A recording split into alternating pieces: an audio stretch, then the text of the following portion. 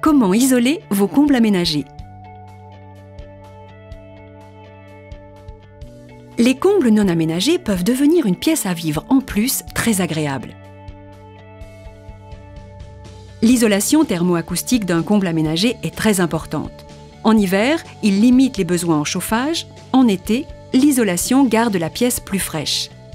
Les propriétés d'isolation acoustique de la laine de verre Ursa atténuent les bruits extérieurs ou ceux dus à la pluie qui tombe sur le toit. Simple à mettre en œuvre grâce à la finition plaque de plâtre sur ossature, le système d'isolation est léger et performant. Pour l'isolation des combles, on utilisera 2 couches de laine de verre Ursa, l'une entre chevrons, l'autre en croisée devant les chevrons. La suspente Ursa Seco est facile à installer en 4 étapes. Première étape. Fixez la suspente sur le côté du chevron à l'aide de 2 vis.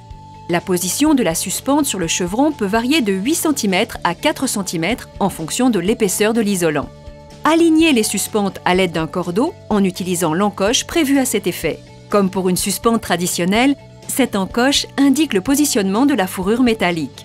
Fixez les suspentes avec un anthrax 600 mm.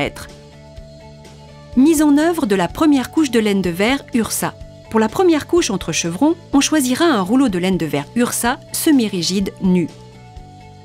Vous devez couper des panneaux dans votre rouleau d'isolant. Ainsi, quel que soit votre anthrax entre chevrons, votre panneau fera la bonne largeur. Comptez 1 cm de plus que la largeur entre chevrons pour que votre panneau se bloque bien par élasticité. Attention, 2 cas de figure peuvent se présenter. Dans le cas d'une construction neuve avec présence d'un écran de sous-toiture, respirant à la vapeur d'eau, HPV, installez un rouleau semi-rigide nu entre chevrons d'épaisseur 80 mm, en contact avec l'écran. Dans le cas d'une rénovation, 2 schémas sont possibles. Non-présence d'écran de sous-toiture, installez un rouleau semi-rigide nu entre chevrons d'épaisseur 80 mm. Si présence d'un écran, laissez une lame d'air de ventilation de 20 mm et installez un rouleau semi-rigide nu d'épaisseur 60 mm. Pour la deuxième couche croisée, on choisira un rouleau de laine de verre Ursa semi-rigide revêtu Craft. Posez la deuxième couche perpendiculairement au chevron en l'embrochant sur les suspentes. Le revêtement Craft doit être visible. Il est inutile de réaliser une étanchéité autour du Craft perforé, car ce sera la membrane Ursa Seco qui jouera le rôle de pare-vapeur. Deuxième étape.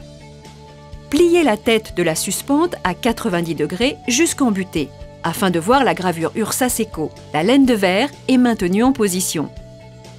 Déroulez la membrane d'étanchéité à l'air Seco. À travers la membrane, repérez la position de la suspente à l'aide du pouce. Troisième étape. Clippez la tête nylon bleu dans la fenêtre de la suspente en insérant un bord, puis basculez la tête vers l'autre bord. Quatrième étape. Verrouillez la fixation en enfonçant à la main le clou bleu prémonté sur la tête. En déroulant la membrane au niveau des futurs branchements, percez la membrane et tirez vos gaines. La membrane Ursa Seco est ultra résistante et facilite grandement le passage des gaines. Lors de la mise en place de la membrane Ursa Seco, prévoyez un retour de 10 cm sur toutes les parties périphériques. Collez la membrane avec le mastic-colle Ursa Seco, attention à la liaison avec le plancher, collez au mastic au ras du pied droit. Jointez les lais entre eux avec l'adhésif universel Ursa Seco. Autour des passages des gaines, étanchez les perforations avec l'adhésif universel Ursa Seco. Tout cet ensemble forme une grande membrane totalement étanche à l'air et par vapeur. Emboîtez les fourrures métalliques sur les têtes nylon. Les profilés verrouillent la position du clou pour une sécurité totale. Passez les gaines électriques entre la membrane et les plaques de plâtre. Vous avez maintenant une nouvelle pièce à vivre parfaitement isolée.